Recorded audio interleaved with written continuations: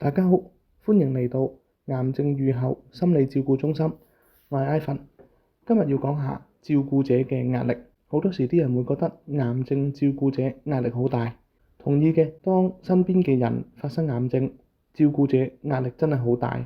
可能好忙於照顧啦，自己身體都可能好攰，甚至有時照顧者都可能會病倒添。不過今日會分享，當癌症病人已經康復，照顧者嘅壓力往往都冇完全解除，甚至會出現新嘅壓力添。癌症嘅結束唔代表照顧者完全冇晒壓力。當癌症患者康復之後，照顧者往往會出現以下幾種嘅心理狀況。第一，照顧者有時會好繃緊，照顧者長期處於危機嘅模式，即使病人已經康復，身體同心理仍然習慣喺好高警覺嘅狀態。佢哋會成日都諗親人、丈夫、父母會唔會再癌症復發呢？佢哋壓力並唔係瞬間消失，而係轉化成慢性嘅焦慮。第二，角色難以轉換，照顧者癌症期間可能扮演住守護者、主控者嘅角色，病人康復之後，呢個角色突然間轉變，可能會有一啲失落感或者空虛感。第三，更常常出現嘅就係癌症治療期間，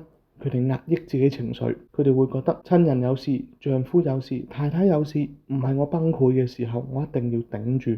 我一定要堅強，我一定要撐住。當病人康復之後，呢啲情緒先至突然間湧現，好似完咗一件事，啲情緒突然間出嚟，包括恐懼、悲傷、憤怒、自責等等。呢啲延遲性嘅情緒呢，好多時會被身邊嘅人誤會係無病呻吟啊，親人都好返啦，點解仲有咁唔開心啊？但其實呢啲先係正常嘅情緒反應。第四，唔敢真正咁樣放鬆，有時照顧者內在呢會產生一種唔好太開心、唔好太快樂嘅諗法，好似一放鬆呢就會招來壞事，即係好似復發啊，或者親人會再一次唔舒服咁樣。長期會處於一種好有壓力嘅狀況之下，成日都會有把聲嚇自己啊，會再出現問題啊，唔好咁開心啊，唔好咁順利啊等等。好啦，今日分享到呢度，多謝大家，希望資訊幫到大家。之後我哋會有一段影片講一個照顧者嘅實例，點樣佢嘅心理轉折，